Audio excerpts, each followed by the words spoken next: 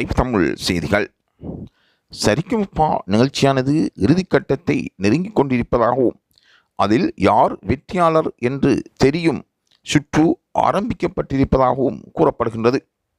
முதல் வெற்றியாளருக்காக சகல போட்டியாளர்களும் போட்டி போட்டுக் கொண்டிருக்கிறார்கள். அவர்கள் சங்கீதத்தில் இருக்கின்ற தனது மேன்மையான திறமைகளை பயன்படுத்தி பாடல்களை பாடி வருவதாகவும் அங்கிருந்து கிடைக்கும் தகவல்கள் கூறுகின்றன.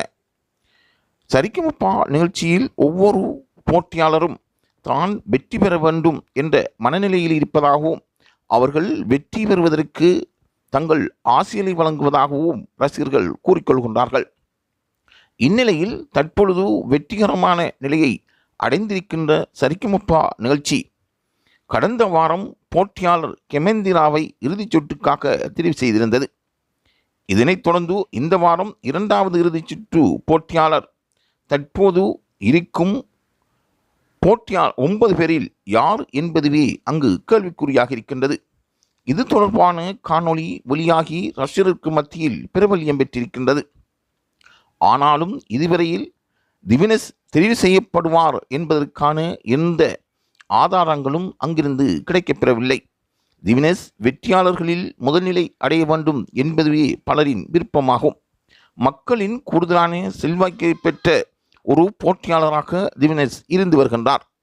ஆகவே அவருக்கு அந்த வாய்ப்பு கிடைக்கப்பெற்றால் பொருத்தமாக இருக்கும் என்று பல இசைத்துறையை சார்ந்தவர்கள் கூறிக்கொள்கின்றார்கள்.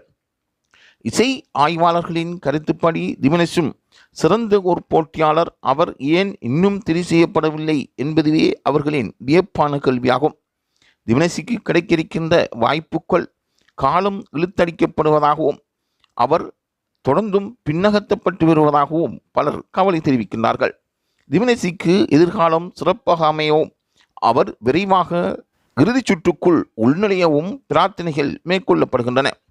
சரிகமபா நிகழ்ச்சி வெற்றிகரமாக இருப்பதற்கு திவினேஷும் ஓர் முக்கிய காரணம் என்றால் அது மிகையாகாது என்று கூறப்படுகின்றது. இது தொடர்பான செய்திகளை பெற்றுக்கொள்வதற்கு லைவ் தமிழ் செய்தியுடன் இணைந்திருங்கள்.